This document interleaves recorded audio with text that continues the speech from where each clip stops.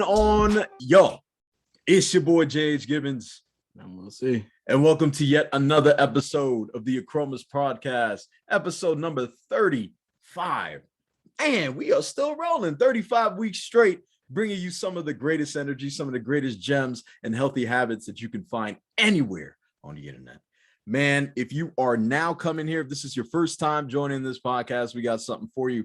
If you're on YouTube, hit that subscribe button, hit that like button, and hit that notification bell, because the next time you come on YouTube and you see a new Achromous Podcast episode, guess what? You will be one of the first ones to know that it's there. Thank you. And further ado, it's free to do so. Free to subscribe, folks. Yeah, we still been working with him on this. And for those of you that are new, this is something that Jay struggles with each week in building his healthy habits. So we're reminding him every single time. So I got to make sure I let you know too. Doesn't make sense. I thought we were in America. Nothing's free. Well, this apparently is. So be sure to hit those buttons. Like, subscribe, guys. Follow our content if you believe and support it. Make sure to spread that out there to some people that you know that you want to bring change and healthy habits into their life as well. Absolutely. Yeah. How was your week, man?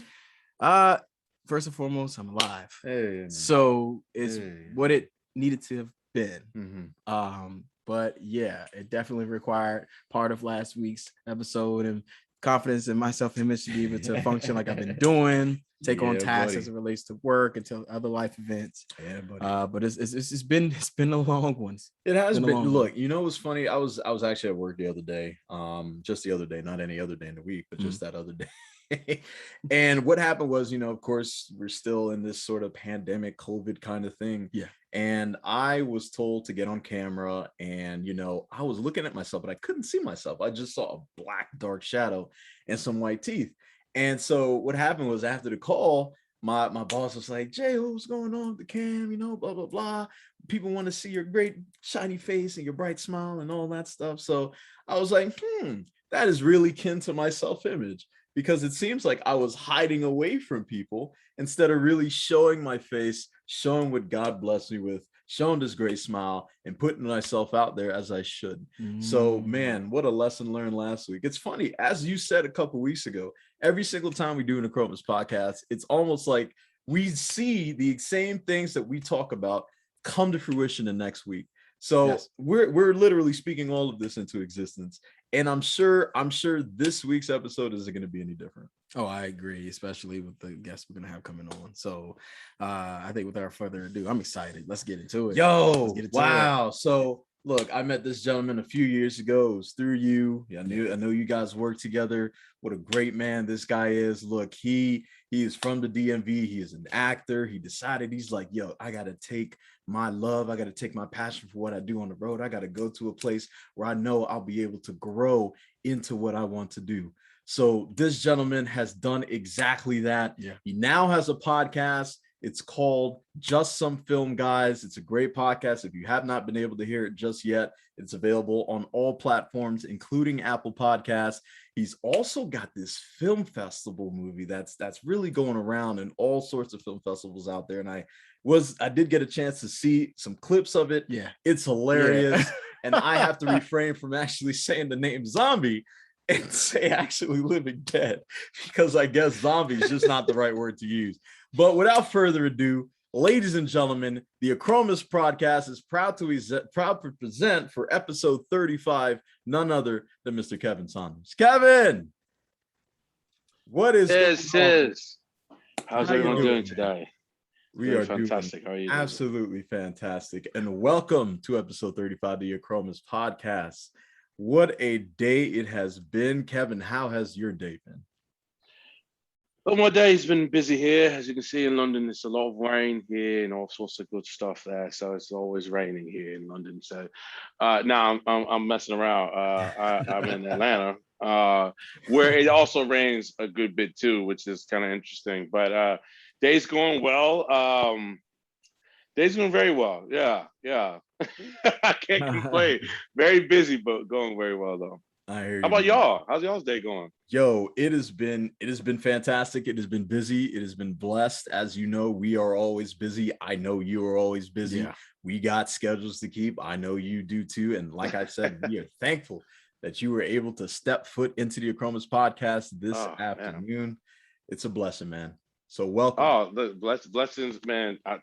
Thank y'all for having me on the show. I mean, I'm honored. Seriously. Absolutely. Look, I know a bit about Kevin. Yeah. I know that our community knows a bit about Kevin because we've been promoting this stuff, we've been promoting this work, we've been letting everybody know that he's coming on. Yes. Absolutely. That's what we do at the Achromous Podcast. I appreciate that. Needs to know your community, right? Showcase your talents to the world. I appreciate that. Yeah. Absolutely. Tell us a little bit about Kevin. Where did Kevin start? Where did you find out who you were supposed to be? Yeah. West Philadelphia, born and raised. The playground typically where I spent most of my days. Facts. Chilling out, relaxing, and maxing, all cool. Sometimes I would often shoot, basketballs outside of my hood. Until though, a couple of guys, they were up to no good and started making trouble. No, I'm just kidding. No, that's crazy. Shout out Will to Smith. Shout out to Will Smith. No, so it's kind of interesting. So I've always wanted to act as a kid, but it was interesting because obviously the DMV area really it's not prominent for film.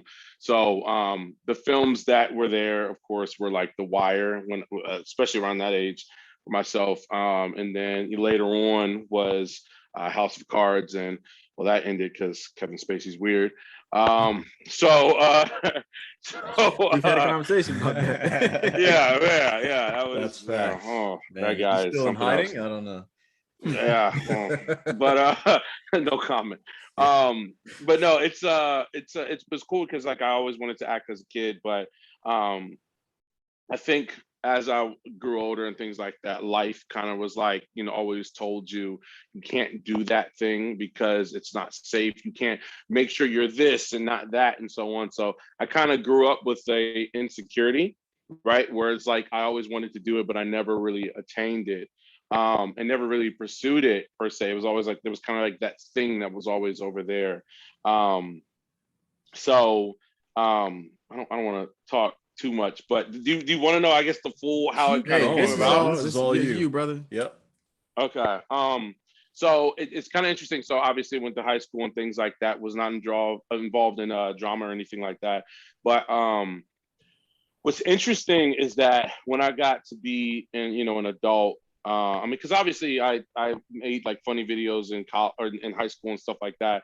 And, it was kind of always something that I wanted to do, but it was never like, So as I got older, it just was a burning desire that kept burning. But it was always like, all right, but I'm gonna do this, but this will be a backup. Like this will just be a backup. I kind of do it, but I need to have a job and yada yada yada. The typical things that the world tells you. Yeah. So it was interesting because I did community college first. I did my 2 years at community college, and then I transferred to the University of Maryland. But while I was at community college, it was like at that time I was getting older. My perspective of school. I love learning. I love knowledge and things like that. But I just kind of saw the hierarchy, the BS, the monopoly that the United States education system is, so to speak. And I was kind of just getting frustrated with it or whatever. But I basically going into college, I was like, I want to do psychology because I always wanted to help people. And I felt that I could do that and then acting on the side, right? And so it's funny because as I'm saying all these things and as I'm wanting these things, I never actually actively did anything for acting. Like I think I did like a play in my church when I was a kid, but I've always like was watching and studying and things like that, but I never actually did it. I never took the action to do anything. So I got a shout out to my old advisor, Monica Hutchins, who I don't know if she intentionally did this. I gotta ask her. I think she did, but we were signing up for class and I was telling her kind of what I wanted to do and things like that. And I was like, well, it's kind of, I don't really know. And so, because the older I got, this is like 18, 19, going on 19 now, I was kind of like, I don't know if I really want this thing to be a side thing, like, or if it is a side thing, I kind of want to go equivalent. And then, Will Smith saying like, making a plan B only distracts from plan A, and I'm hearing all these things and stuff. Very so true. First play I did, it's kind of funny. So I was like, Kevin, you're gonna get your feet wet. So I'm in the office. She was my advisor in college. So we set my classes up. And then I'm thinking, okay, I'll work behind the scenes first. I'm going to do behind the scenes first. And then I'll figure out whatever. And so lo and behold, the next thing you know, next class, like, yeah, we're having auditions. I was like, what? Auditions? What do you mean? Like, for them over there, or like for me, you know? And so everyone that took the class would do it. So this was an ensemble cast. It was a very crazy play called Marat Sade, where the inmates of of an insane asylum put on a play for those who, like, the masses who want to come in and watch them. And long story short, the at the end of it, like, the inmates revolt, and like it ends in chaos, which is very crazy. It's a very crazy play. But I had like kind of some background kind of character in it. I had to keep the inmates in check. And after that point, the acting bug was, the fire was lit, and I went tenfold, and really it's kind of been going since then. Now, I did finish college. I did get my psychology degree because I made the promise to myself to do so.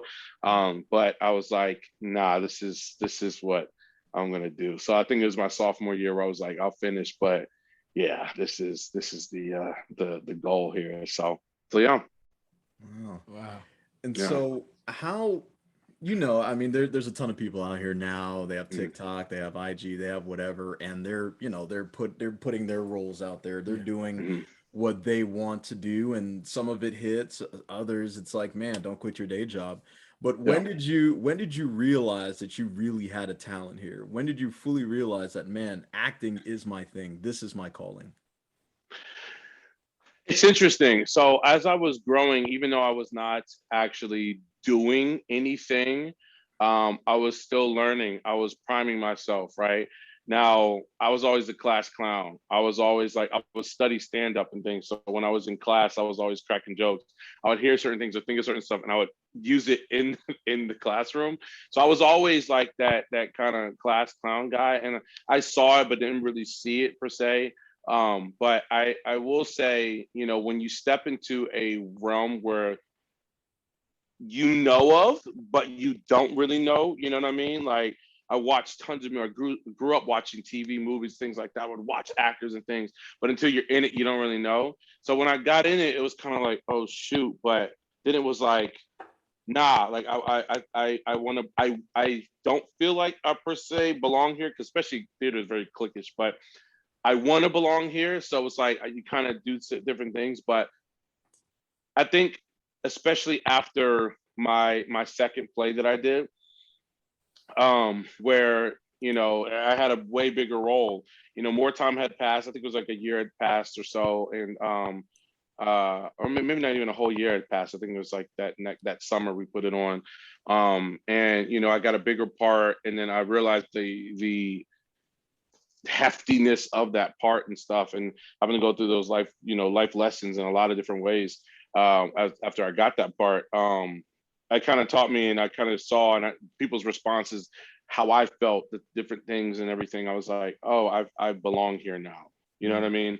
And I realized that it was different, but I also realized after that point, and I don't want to get too much ahead of myself, that I was just having this conversation with someone else. I'm very blessed enough to have a level of talent that I've just had naturally. But I've realized that even with that, when you skill beats talent any day. Any day. I don't fear the man that, can naturally jump and, dunk like crazy, right? I fear the man that goes out there and knees, ankles, elbows are bleeding because he's been trying to work out and dunk that whole time, because, there's a certain level of work that you put in to be able to achieve that. And yeah, I felt like there was a lot of talent, and I realized that talent's going to take me but so far. And in most cases, and even now, most cases, I think a lot of my talent can still take me far, but I want technique over talent, skill over talent any day. So for some roles, I definitely feel like I can just naturally kind of be myself or whatever. But it's funny because those roles I don't even really want to do. They're like, oh, you're so funny. You should do like funny comedy roles. And it's like, that to me, not that it's easy, because there's definitely a skill that's even within that. Right. So then I want to pay respect to that. But I want to play the roles that are so unlike myself that it forces me, like, you got to be on your grind. You got to be on your stuff, when doing that. So, yeah. Wow. You know. So getting from the DMV down to Georgia, did you feel like you had to make that move in order to really hone in on your plan A? Definitely. Whenever there's a thing where, I don't like being, some people feel really comfortable being the big fish or big man on campus, being a big fish in a small pond. I don't like that feeling because you can't grow. You know what I mean? And actually, like, physically, fish can't grow in a smaller, container like that either. So I wanted to. It's funny because everything kept pointing me to Georgia. I looked at LA, looked at New York. As you know, Will, like Josh, he went to New York. My boy Tony went to New York.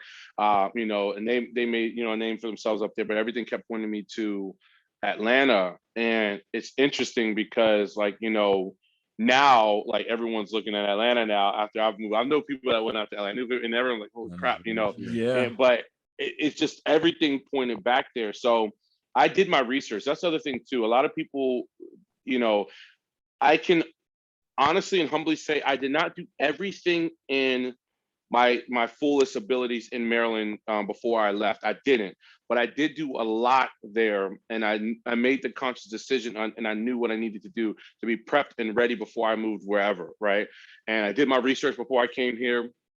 So when I left, it was like, it was never, even in college, it was never a question of if I was going. It was like, where, and everything kept pointing to Atlanta. I felt like God was calling me down here. And, like, so much so that, I've been with my girl for 7 years now, but before we even started dating, I said, look, here's where I want my life to go. I'd love for you to be a part of this, and granted, we dated 3.5 years before I actually left, but I was like, this is happening. So I would love for you to be a part of the ride, and thankfully she is. But I was like, this is something that I needed to do. So that determination, was something, and it wasn't easy. Again, I left everybody.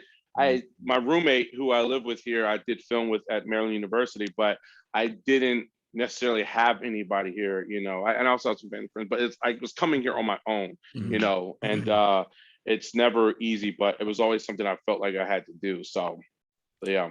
So I'll chime in on. I like to chime in on this part. Kev. Yeah. Kev, we've known each other for such a long time, man. Yeah, way back. And this is the one thing I could say when I first met Kev was like, we were in our banking industry at that point, and Kev just exuded this thing that not everyone has. This light in them where when you walk into a place, you captivate everyone around you just naturally. You don't have to say a word. And at that point, I'd worked with a lot of people, and Kev was one of those folks that I knew. And I told him immediately. We clicked immediately. Yeah, we did. Like immediately, we've known each other for forever. So I mean, we've been knowing each other since I don't know how long now. Shit, like 6-7 years or so. I don't know. It's been a long time. It's been a minute, man. Yeah. And from day one, we clicked. We worked well. And I remember when he told me, that his career, his passion, what he was doing, what he was into, and it just shined through, and it made sense. And I'm like, oh, that's you. That's who you are. Absolutely. That's one thing I can say. Never shied away from being you at all times. And just that showcasing through, and it's infectious. I know it was infectious on me and my growth in that perspective, and like even having the privilege of we were working there together. Then I went elsewhere, and then Kev went there as well to the point, and it was a beautiful time, brother. We had a lot of good times on the road. We were what they call the road warriors or something. Like we were traveling a lot, bro. So many states, so many places we went together in that part of our lives, and that journey. It was good times. It was even better when we got to like partner up and go into the same states. Oh, bro. And then they weren't ready. They weren't ready for us, man. We killed it. We go we literally drive to where we were, even if it's different, another city. We would go to where we were so we can kick it. And you know, that was something that, as Kev was saying about the process of like what his goal was, was he had been taking stepping stones. And for me, it's one thing when you hear someone say that they want to perfect something, they want to work on it, but when you get to actually see them in their craft, that was when I saw a different Kev. Like I saw a different person. And it took for me to go to see him perform. Like, Kev, you remember, I don't know if you remember when I first saw you perform, and it was I remember that. It was total different from the Kev I knew, where it's like, I'm not saying this because I know this person, but man, you have a gift. And from that moment, I even before then I supported, but like I was like, hey, you do have a talent. And I say all this to say this, that there's a whole nother side to this journey that I want to make sure the audience and everyone out there recognize, where Kev was in a very comfortable position. He had opportunities, well, you know, good financial stability. So it's important to realize that you may have all those things, but if you're not living your true self, your best self, you're holding yourself back. And as Kev spoke on different parts of it, like I was there where he made that transition. I remember the conversation when he told me it was time. He knew it was time. He had options to go to other places, but he set his bearings where he chose to be, and knew what he was sacrificing to go out there to live his truth and express that part of him. So I've always found that admirable. To go out there and do the things you're doing. And I know we're going to get into that part of it, but I want to ask, you know, on behalf, you know, of everyone that may have those questions. So for you, Kev, like, what tools have you taken in your life? Because as long as I've known you, you've always been upbeat. We're human. We have moments. We know we have moments where things push us. You know, we're not gonna go there, Kevin. I'm not even talking about. We're not gonna talk about that, brother. Look, you know, when sometimes you know you're not your best self, but you try. Right. But hey, look, that's what we can do. Yeah, so we'll bring some stuff out. You know. So whole nother story for another podcast type. But But yeah, like in those moments, like for you throughout the development, I was always fascinated by what kept you going. And me in my healing, where I'm at in my life, understanding the affirmations and importance of what that looks like, mantras, and building those things. What was that like for you? Because I'm sure you have your standards of what helps you stay in line with yourself, especially in the moment when things have been difficult and when you were making those decisions to move away from everyone. Because of course we were all worried, man. I'm like, I felt like you're gonna be fine. My brother, I love you, worried about you, but I know you got this. So in you, if you didn't believe it, none of us could have.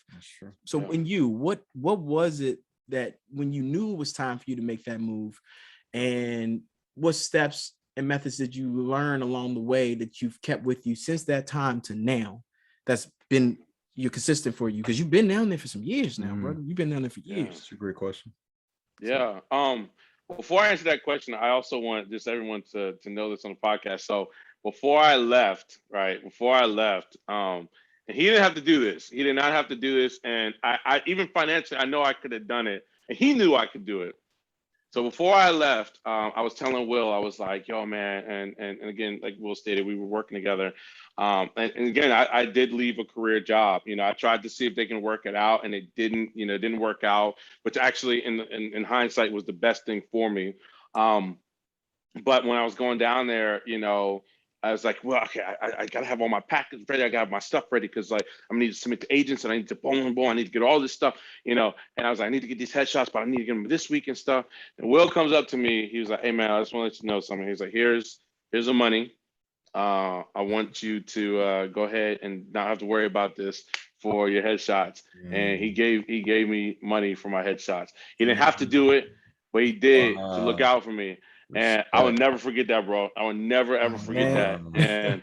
And I was so appreciative because I was just like, wow. Like, I mean, obviously Will has proven before that time, like he's had my back. Trust me. And vice versa. You know what I'm saying? In more ways than none. But, you know, that was just like, man, so also to answer that question, is little moments like that as well, to have that little moments that are really big. You know what I'm saying? That's just like, this is not just, okay, here's some money. It's like, here, I believe and I want to invest in you enough to do basically the unthinkable, you know what I'm saying? And just like, it's to most people, they really can't see that. So for the fact that you were able to do that and then believe in me as a person, I just want to, before we move on, I want to tell you how much I really appreciate that, man. So, you know, I actually still have those headshots.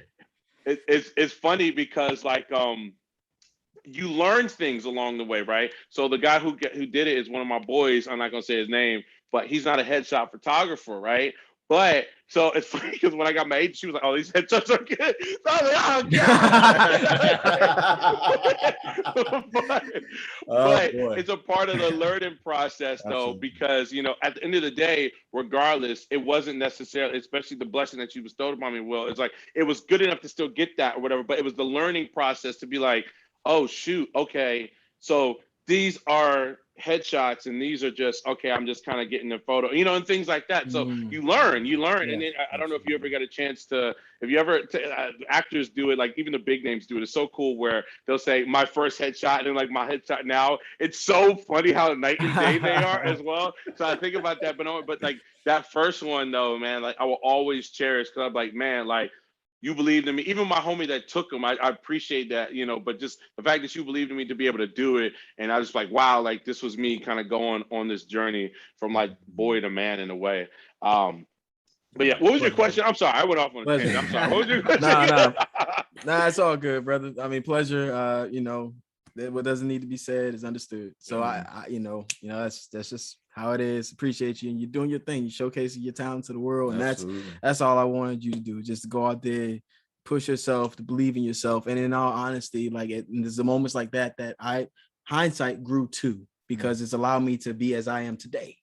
So thank you too, as you as well, Jay. Absolutely. So you know, that's a different topic, but yeah, basically those moments are like what you kind of described part of it, but like my question along the lines too was just you know, those sort of affirmations for yourself, like through the years, because you've always been this person in this way that you've had it, and it's not to say you haven't had your trials and tribulations or your moments, but what methods and again those affirmations have you formed for yourself to keep you aligned so that you don't lose your way and you stay true to who you are on your journey in this path and passion that you have?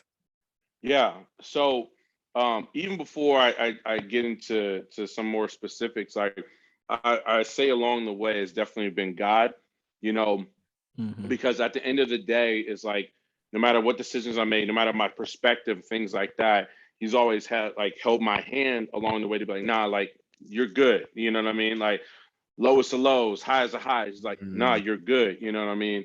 So and I want to give almost thanks to him for everything along my career, my life in general and stuff. I really do. And I'm not just saying that just to say it really has been him. And you know, thinking as far as like career wise and stuff, I am very fortunate, and I say that as humbly as possible, to have gotten to a point where I say, F what you think about me, I'm going to be me and I'm going to be me to the fullest. Because so many years as a kid, I was like, had this dream, but I was like, you know, tense. So many years I've, you know, and I don't like being told no. Ever since a child, I don't like being told no. So I was always a guy that kind of went against like opposition, you know what I mean? And like, you know, my mother raised lions, so you know what I mean? So even in that, like, you know, it's just like I've always kind of had that. And then that's not to say that I didn't have my lowest lows. I've had some low points in my life. And, you know, even last year, you know, being 2020, I mean, everybody was just feeling this thing in this world that you're like, oh my gosh, you know. So that's not to say that, but I got to a point, man, and I want everyone to, like, you know, that's listening and watching this to really, you know, take heed to this, that, you know, I got to a point in my life where I said, this is who I am, this is what I'm going to do. Obviously, yes, you get to a point where you know who you are, you own it, and that's who you are. But also you're humble and have the humility enough to say, I'm able to grow within that. But just who I am, I like, for example, so in this case, me being an actor, I'm an actor, I want to be an actor. when you make those decisions and you know full force of who you want to be in this world, and when you say, I don't care about the outside opinions of who tells me what to do and things like that, the world has no choice but to bend to the will of who you are. And so thinking of me being an actor, right? You know, it's interesting to hear the perspectives of those around me, even those who love you, because sometimes people don't realize that when they love you, they want the best for you, but sometimes they don't even realize that they're not supporting you, right? So being this guy who like, okay, okay, Kevin, those plays were awesome. Hey, that's great fun, and this is awesome. Oh, Kevin, you got this degree now. We're so proud of you. Now you can go off and you can get your master's. And no, this is actually what I want to do. So then it gets that worry and stuff, and then it's like, oh, wait, why are you? And then you start hearing conversations sometimes afterwards, because at first everyone's, oh, well, that's the thing he wants to do, and then it's like, oh no, actually that's the thing he's doing. You know what I'm saying? The narrative starts to shift, and the tone of everyone else around you has no choice because that's who you are. You know what I'm saying? So I think about even times where like my I remember my grandmother. It's funny because I didn't even realize that she said it. She goes, one thing I respect about you, this was, I already had moved down here and stuff, like, so I was making stuff happen. And she was like, one thing I respect about you is that even before you moved and you were in college, you were doing plays and stuff, you never said told people that you were trying to, and you were an aspiring actor, you were trying to do some things like that. You would actually politely correct them too and say, no, I actually am an actor. I am this and that and stuff, and that type of verbiage, that type of narrative that you have for yourself, because even when you're trying, that's putting you in a box. I guess we all know we're pursuing, but when you own who you are and you own what you do, that's what it is. And it's funny because it's in the artistry, and I can go off on a tangent with this, when things that seem unattainable, people like to put boxes around because it fits their narrow mindset for what they think of it, right? So, oh, you're doing that little job, that little business, you're still doing that acting thing, right? Nobody says that until they see the reapings of your blessings. I'll tell you a perfect example of this. It's interesting. It's funny because Al, who I'll just say Al. Let's just put it that way. He had told me before I left Maryland. He told me to my face. He goes, "Who are you supposed to be, like Will Smith or something?" And I was like, yeah, something like that. When I said my goodbyes to people and things. And it's funny because people from that inner circle, I got hit by probably like 20 people from that inner circle, which is hilarious because to me, it was just like when I had my role in Falcon and Winter Soldier, small. But the thing was, and that's the other thing, people see the success, right? They didn't know about the plays that I had before about that. They didn't know about the classes I was taking. They didn't know about the other roles that I even booked. Everyone thought, oh, Falcon and Winter Soldier is your first role, right? No, it's not. I did other things, but when it's on the high level of success, then people are like, oh, I get it now. You know what I mean? And it's for the things that they feel are unattainable. So again, with that, I say, I had to have that narrative to say, this is who I am, this is what I want to do, and not let the outside opinions weigh me down. Because I will tell you something, my boy said this before, you will never see a successful person tell you you can't do something. The only people that will tell you can't do something are people, one, that are too afraid to try, or people who've allowed themselves to fail. Because even failure is only failure when you allow yourself to fail and you quit. You see what I'm saying? So and that's where my mindset was at. So even now, man, I'll tell you, man, a lot of actors, I'm nowhere near where I want to be, right? But I put in my mind, and I knew this at a very young age, I'm going to make my dreams come true, and I'm going to be big. And I say that humbly, right? But I know where I want to go, and I know what I need to do to get there, right? But with that thought, it's been a level of comfort within myself, right? Because when I go to these auditions and stuff, I'm human. Yeah, there's certain roles, dang, I wish I got, or man, I could have got it. I was up for this series regular on this show that would have changed my life, things like that. Like you have these things, but when it's like, dang, but I'm good. I see so many people who've been in this industry that I don't think they fully believe, or they don't really have that. And like I said, I know God's my anchor, and I'm very fortunate of that. But also it's that idea that I know that where I'm going to be, and nothing is going to stop that. The issue is, quote unquote, is when. And if I can get past that issue and really exercise patience and believe in that, everything else is alleviated. So if I'll audition, I'll make tactical decisions, switching agents and things like that to be able to get ahead.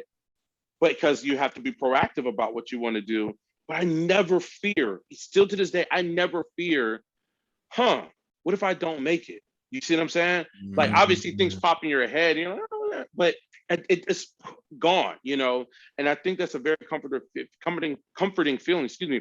Some people might say it's cockiness or whatever. I strongly disagree. I just think that when you want something, you have to own it. Yeah. You have to own it on all levels. You have to be proactive about it. Like, even as I'm saying this, there are other avenues within this that I need to do better in. And that's also the humility of saying that I know where I need to be. I know where I'm going to be, but I need to also take the steps in between. I need to do this. I'm doing this right, but I'm lacking over here, and this is where I need to change, and so on. So yes, I know that. I'll be rapping, y'all. So I apologize. That was a fantastic answer. Look, this is the place to do it. This is the place to drop these gems. Hey, this is the Achromous Podcast. This is the exact community that needs to hear this, man. Absolutely. Jeez, look, the one thing I heard from what you said is what I took away from it is about what life is, right? We're only here for a few years. You know what I'm saying? Yeah. We as humans do not last long.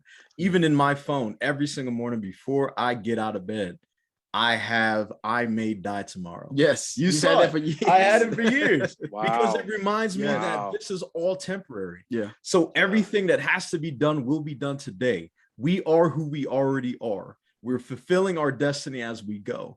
Exactly as you said, forget the outside noise. Yeah. They can't see your dream. They can't see your vision. Only you can. And you put that into the best words for our community to hear just now. So I appreciate you saying that. Absolutely. Because that is exactly what we needed to hear. That's exactly what they needed to hear. And for some of the other actors or people who are deciding that they want to go that route but haven't made that leap yet, similar to where you used to be, what advice do you have to them? Oh man, and you know him too, Will. Josh said some of the best advice to me, man, before I moved down, and yeah, I'm gonna tell you, and this is a story as well as just to kind of. So he said to me, embrace the uncomfortable. Embrace it. And I tell, no matter if you're acting or whatever you want to do, embrace the uncomfortable. Because things are going to probably feel uncomfortable down there. People, you might do things that you don't want to do, or you feel uncomfortable doing whatever, but embrace it. And it stuck to me. Still sticks to me to this day, especially if there's a moment I'm like, oh my God, so I'm feeling, you know what? Screw it. You never know. And I'll tell you why. So get this. Third day I'm down here in Atlanta. I just moved in, things like that. My homegirl who I did, college with, and junior college with, we were in some plays together and everything. She lived in Chattanooga. She went to her undergrad in Chattanooga, and then she was in Nashville for her graduates, right? And she's doing very well, by the way. She just got, a deal from Sony for a movie. So shout out to Sydney. You're doing fantastic, Sydney. But it's funny because she told me, she was like, hey, I know you're moving down to Atlanta. I want to come see you. You're closer to me now. Let's hang out. And I also have my buddy who lives in Atlanta too. And I want everyone to come. Let's all meet up. We'll hang out and stuff like that, right? Well, it's funny. City didn't know that Nashville was like 5 hours away. So she said that. I was like, all right, we'll come down. So then she was like, oh, actually, I didn't realize how far it was. I'm going to come and I'm going to circle back and I'll stay in Chattanooga and we'll have it that way or whatever. And I was like, all right, cool. So long story short, she wasn't able to come, but she said, hey, you and my friend should link up. Now, before I tell the story, time, place, people, and everything have a purpose sometimes in your life. Sometimes some people are vessels, and I don't mean that in a negative way at all. Some people are vessels. Me and this guy never hung out after this point. I tried, but it just never worked out, and it was what it was. But this is what happened. So we link up. I didn't want to go. I didn't want to go because I was like, gosh, I don't want. I was like meeting a friend of a friend. Like, I don't know this guy, and like, and I'm very personable. I'm a very big people person. But I was kind of like, I don't really know who he is, and she's not here to kind of bridge that gap. So, but then I was like, embrace the uncomfortable, Kevin. Embrace the uncomfortable. You want to build a team down here. You want to build a level of people down here to create and move forward in his career. Embrace the uncomfortable. So we met up at this place. Also, have not been back at this place either, which is it's a great place too. So, meet up at this place. Me and him are talking and vibing, right? And great time, great, everything. And he mentions something. He goes, "I like going to coffee shops like this because you just never know who you'll meet." All right. So these two women sitting down next to us, and obviously we've been talking about film and things like that. And so this one woman says, "So you guys into film?" And I was like, "Oh yeah, we're into film." She was like, "Okay." And I was like, "Are you into film?" She was like, "I'm not, but my son is." And her son is actually, he's on Insecure. He plays not Nathan on Insecure. What's his name? Here, I gotta look it up because I don't want to mess his name up. Sure. He's a great dude. Gosh, hold up. Here we go. It's coming up. He played Daniel. I think his name is Ian Noel. I'm probably butchering his name. But he played Daniel in Insecure. Wow. And so I was like, oh, and then at that time he was the lead of he was going to be the lead of the new Purge movie. So I was like, okay, crazy. I was like, oh, that's kind of wild. So it gets even better. She goes, "I'm not, my son is." She tells me who her son is. She goes, "But she is the one who she's sitting across from." I said, "Hi, what's your name? What do you do?" She goes, "My name's Jackie Birch. I am a casting director." Now, just so a lot of people might not know, but my film folks know who she is. But let me just read off a couple of titles that Jackie Birch has done. Okay, and this again is not to, this is coming very humbly. This is just to bring attention to embracing the uncomfortable. Yes, the connections.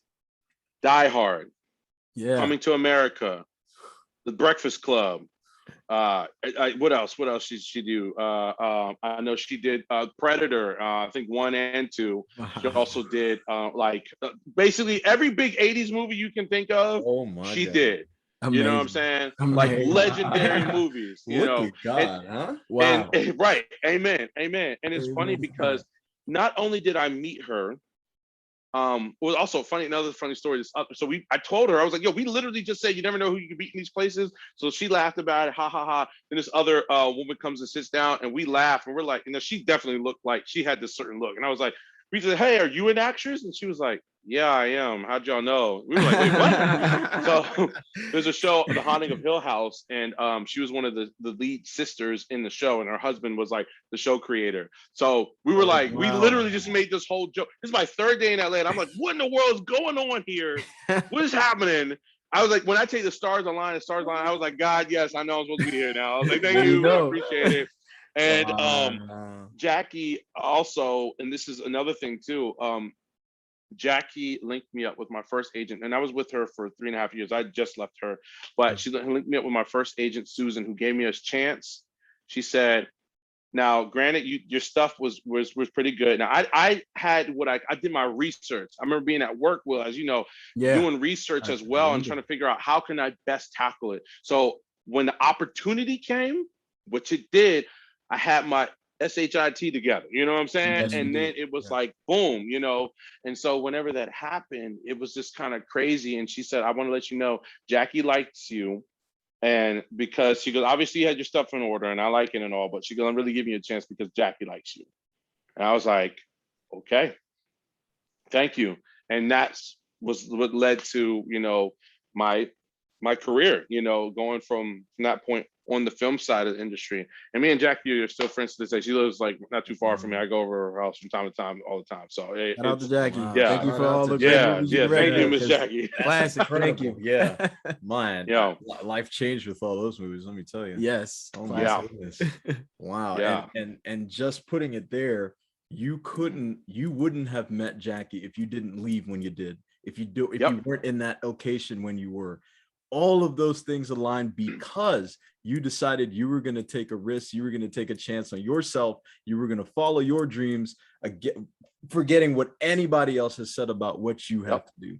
And because you did that, your destiny is continuing to be fulfilled right before your eyes. So if that is not evidence, ladies and gentlemen, I don't even know what is. I mean, the way I see it is, you believe and you know you are so damn worth it. You know that, and you live it, you breathe it every single day, and you produce it every second of your life. Wow. And you are constantly in your now. You've arrived in that place, and that's what you live. And that is a place that I would hope everyone would aim and aspire to be in, because really that's all we have. That's all. So again, just taking a moment to recap on that, like the journey along the way from childhood to the insecurities that you're boxed into in the world, and learning with time and effort to break free of those chains, to manifest your reality to be what it is you seek it to be for you, as you said, and then grow along the way. Personally, as we had the pleasure of knowing you in different ways of our lives, and observing that growth to the point that you were ready to leap, to make the sacrifice, to choose you first, to love yourself, because that's what you did. You provided the self-care with time, effort, and patience, groomed yourself. So when the reality of what was inevitable to come had came, you were ready for your moment. Absolutely. And in being ready for your moment, you've been able to showcase it. I always say to you, showcase your talents to the world, Kev. Showcase the king. Like, because it's there, and you've been doing it. And like something, I don't even know if we had a chance to chat on that before, Kev. But I've at different times I've had people who know that you're one of my best friends. They're like, hey, I seen him like in a Geico commercial, or I've seen him like like in a Falcon, like I've been seeing him, like he's been doing his thing. Check this out too. Like this wasn't just a now, but people, what I'm saying is people always are watching, is what I'm learning in life. People always watch, whether they say it or not, and you have people who, and whether they support or not too. Yes. All that plays a role. And that's what you've been exuding, that part of you to the world, and it's beautiful to hear it come full circle to where it was at that point in the beginning of your journey, and where you're headed to right now, man. So just big praise, shout out to you. Just wanted to recap that as well as we're going along with this, because it's important to recognize one thing that happened along the way through that process: consistency and providing the stepping stones Kev needed to get him to where he decided he wants to be. And he's in his now.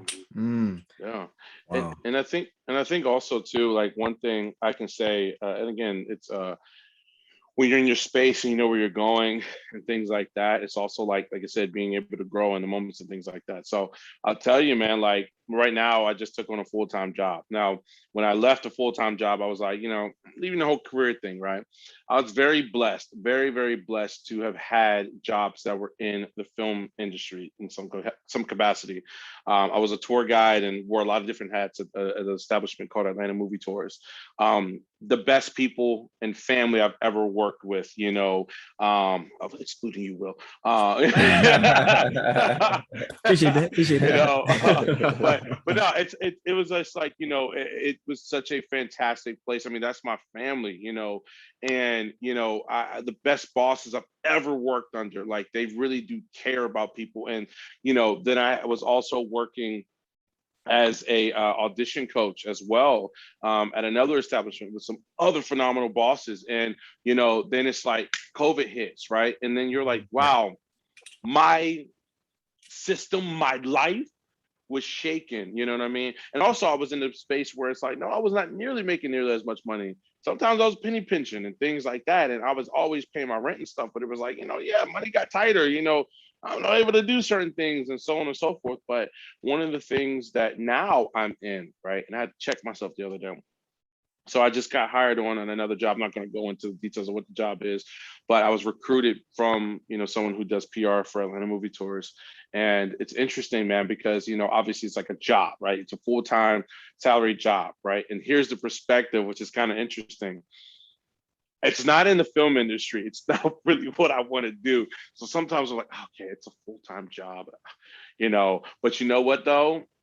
Humility comes in because like I'm making the most money at a job that I've ever made, right?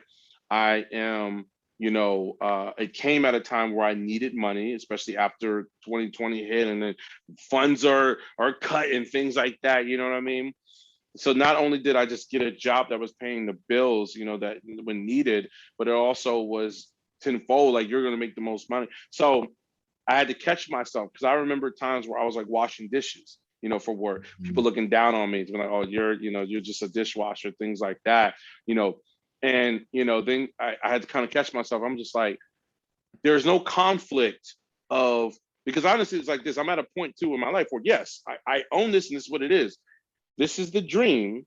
Mm-hmm. If anything like conflicts that, it's going to be pushed to the side. You know what I mean? And I say that securely, but there's no conflict. So why am I creating a conflict in my head to be like, oh, well, I could be doing something creative right now. I could be doing this, whatever. So I had to really push, change my perspective, and I caught myself. And then even so, speaking with Marco about it, I know you know Marco as well, Will, and talking to I was talking to my girlfriend's father as well, and the thing is during these journeys, we also need to see what's around us, right? When things are going well and when things aren't not going well, what are we able to learn? What are we able to see around here? What are we building during that space, right? I told Marco, I was like, Marco, I said, I realized that as I'm managing all these people, I don't like being a manager for stuff I'm not passionate about. I'm a natural leader, so obviously there's that, but I'm like, I don't like it. And then he told me, he says I'm very profound. He was like, well, maybe your lesson is to be a more effective leader, and you will learn these things on the soil that you're at now. So when it comes to time to, direct and do what you really love, some of the lessons that you learn in this season will then relate to that. And I was like, wow, I really need to change perspective. So, and then also I'm just like, bro, things are going well. Like, why you creating, like, shut up. Like, really, like, what are you doing? Like, you eating now. So it's like, bro, you need to relax. You know what I'm saying? So, and I just started this job too. So it's like, yes, is there an adjustment? Yes, is there time management that needs to happen? Am I able just to drop of the hat? Just, okay, I can do an audition. No, maybe I need to be tactical about it, right? I'm gonna do this time, go through here. Maybe you'll lose sleep, bro. I tell you this much, last night, I knocked out an audition, had to knock out part of it because the one part of it I wasn't ready for and I didn't have a wardrobe change for yet. I went this morning, boom, woke up early, submitted it. I had my boy record it. I forgot one part, had to go back. And all this was before work this morning. I was tired. I'm tired now, right? After this, I have 2 more auditions I gotta go through, you know what I'm saying? But it's like, how are you able to balance it, right? What are you learning in the process, right? Maybe right now is a season of hustle. I spent 2020 not doing anything. I got really lazy. You know what I'm saying? I felt kind of into that lazy. Now God's like, you were made to hustle and you hustle. So now it's a hustle season. And so now it's, I need to do that, and if that's the burden I have to bear, then what am I learning while I'm here? I'm going to try not to complain about it. I'm going to look around and see what's here. Even this right now, and me talking about it verbally, it's helping me to be like, oh, this is what I'm learning right now. Okay. This is a perspective. And especially in filmmaking too, life is perspective, man. Like, even if it's just sitting there on the side of a bench and watching, somebody slap somebody on the head. I mean, it's like, oh, that's great storytelling. Interesting turn of events. Yeah, right. Great storytelling. I think that's very important, especially for those who are now getting into acting or want to take that route, or just they're in entrepreneurship or they want to do something other than where they are today. I think it's very important to have perspective. It's very important to understand where you're going and know that you can build the skills where you are now to prepare you for where you're going to be. And I think when a lot of people think about that, rather than trying to rush to that destination, it'll allow them to really hone their skills and be grateful about where they are now. Because where you are now is not where you were a few years ago. You've made progress. And as long as you sit there and you realize that you have, you will be able to sit down and take in everything around you and be gracious for all the things that you've been able to accomplish thus far. Yeah, what I would say, I sum that up in my personal day-to-day is the joy in the journey. Just finding the joy in the simple things, and acceptance into where you are so that you can grow through what you're going through. Albeit things that may not be but you would consider to be the best of outcomes. It's an experience one way or the other. And as we learned from a previous guest before, I learned personally from Charlene, shout out to you. Love you dearly. Do not feel harm when harm has not been done to you. And in that process is what you are learning and have learned on your journey, so that you can reel yourself in to check yourself, because that's what you did. You reevaluated, you analyzed yourself, and you spoke truth into you so that you remain who you are. And that's beautiful. Like that's not an easy thing to do, to be real with yourself, to remember your past doesn't restrain you from your future, but to embrace parts of it, to remember where you were, so you don't lose your ways to who you are now as you're growing, on your journey through life. So that's dope. That's amazing. Wow. Absolutely. And look, Kay, I know you're a busy man. I know you're out there grinding, as you said. Each and every day you're doing something. What are you getting into now? What projects do you have coming? Wow. So a couple of things. I am we had shot the zombie film, which did very well, and the or Living Dead. Living Dead. There you go. Living Dead film that we that did very well in the film festival circuit. We actually did a boxing movie called Champ that is in the film festival circuit right now. We actually just won Best Drama actually for the Film Festival of the South Film Festival just last week. So that was a blessing. That is congratulations. Wow. Yeah. Thank you. I will be it's been a while since I've worn my directing hat. I've been doing a lot of like producing and kind of like I'm very much like a liaison. Like I'm just kind of being like I'm a fixer where I've been like on the side, like, all right, here's what needs to happen. Now you do it. I don't need to do it. You do it. Here's how it happens. But now I actually be wearing my directing hat, but I'm also going to be directing and acting. I do have a co-director, which is my buddy Peter, who we will be co-directing together. But just wearing the directing hat again. This is coming during a busy time of my life right now. This is coming, a lot quicker as well. So there's a lot with that. So again, learning and testing stuff in the journey. And believe it or not, this morning I just got booked for a role in another TV show. So, so that happened this morning. So that was cool. And I'll tell you guys, it's and this will relate to everybody. It's something that my acting teacher, who was a dear friend of mine, but also, and Tim Phillips is his name. So Tim, if you're watching this, I got you. But he quotes Bryan Cranston, who says, "You audition for the career, not your job." Right. So just giving some perspective here, and this can be taken in so many different ways. This particular show that I auditioned once, had a small little part, kind of whatever. Then I had another part, and I did the work for each one, right?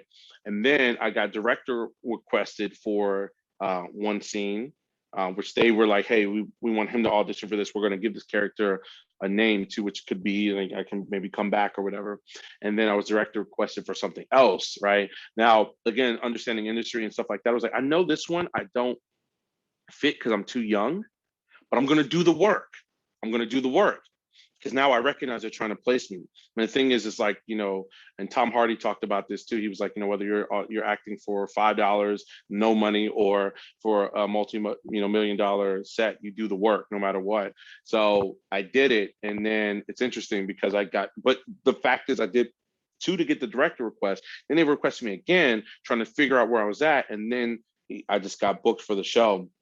So in life as well, no matter what you're doing, sometimes it's not what's in front of you that you're doing. Maybe it's that guy over there or that woman over there that's watching you and sees something in you that didn't give you this. Maybe it's what I did at my last job, why our PR rep was like, I think I know the person for this that needs to do this. That's Kevin. He needs to do this. So it's not always what's in front of you sometimes. And I think that's we're humans. We also live in an instant gratification society. So when we're looking at things, we want, okay, if I give you $5, I am going to get this bubble gum, right?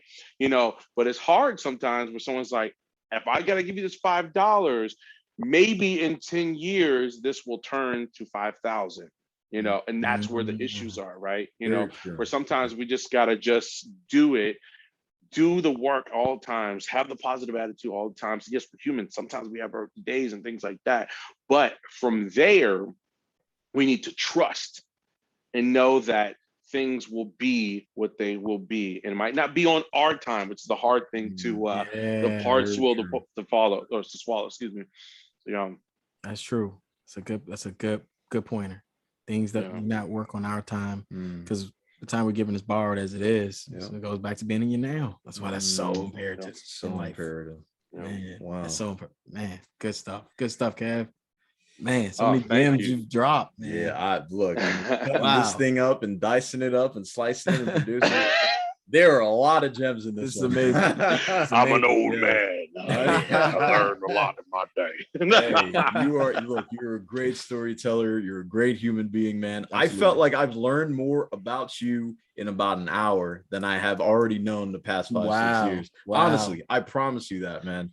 And again, it has been an absolute pleasure having you on the Achromous Podcast this evening. But before we go, of course, how can the beautiful people of the Achromous Podcast and Kevin's world find you? Yes. Oh, well, I am on pretty much all social media platforms, pretty much as Kevo, Kevo _ the actor. Very straightforward. And then, of course, on Facebook, I'm Kevin Saunders. I have an IMDb as well, too. If you look up Kevin Saunders, I think I'm Kevin Saunders #4, but I'm going to be Kevin Saunders #1. All right, too many Kevin Saunders out there. You know what I mean? You know what I'm saying? Right. You know what I'm saying? Look. It's in the future. Hopefully they do this one well. Actually, I don't know if I can be in the MCU anymore. I've been having this talk a lot with people. They're like, "Can you be in the MCU anymore?" I'm like, well, how things are going now, yeah. But I don't know because I'm already in it. So speaking into existence. Absolutely. Who would have thought you'd be in that universe? I'm telling you. Like, think about it. That's actually something that's so funny. Like, small part, whatever. 3 years ago, if you would have came up to me and slapped me upside my head and been like, "Hey, you're gonna be in MCU," I'd have been like, "Why you slap me? Are you somebody that's like you from the future?" And then shout out ran the off. background. I've been scared. Background, for those that can't see it on Spotify, I see the back to the future poster in the background. Oh yes, that's right. Yeah, these are my roommate posters. He's a big movie buff. Love it. Both franchises, by the way, I had not actually seen all the movies like in their entirety until this year, or excuse me, 2020. We watched them. I fell in love with Back to the Future. It's a classic. It is an amazing so classic, good. especially one of for its its time. All-time favorites. Yes. Air Monarchs. Yeah. No, not Air Monarchs. What do they call Air Mags? Air Mags. Air Monarchs are the dad shoes. God, I say Air Monarchs. I gotta buy one of those, man. Look, again, Kev, it's been an absolute pleasure to have you on the Achromous Podcast this week. Thank you. In case there are some people who are just joining the podcast, we're going to go pretty easy on them. I always get frustrated with people who've always been watching, especially 35 weeks in, and they still don't know how to spell our name. Sorry. Achromous. Straight like that. YouTube, Spotify, Instagram, Facebook, and even TikTok. Ladies and gentlemen, we are everywhere. And if you are watching this on YouTube, like, subscribe, hit that notification bell so the next time you're on YouTube, you will see the Achromous Podcast at the top of your feed, and it will be none other than Mr. Kevin Saunders. Wow. For next week, next Sunday, we're going to touch base on some timing things. Now, Kev, I know you spoke on it. He spoke a lot about time. A lot of the time that Kev has, a lot of the risks that he's taken, he's been able to use his time wisely. He's been able to spend his time effectively, making connections, making money moves, rising, grinding as he does. So we are also going to let you know 5 effective time management strategies, 5 of them to help you accomplish more with less time. Ladies and gentlemen, You need to tune in next week for episode 36. I'm gonna be tuning in because I need help. I might seem like I got all together, but you are now part of the Achromous community. Yes, welcome to the community, man. Yeah, thank you. Thank you for having me. Seriously. Yes, absolutely. It's been a pleasure. I can't thank you enough. We are going to have many more conversations because you are going to keep rising. We're going to keep rising.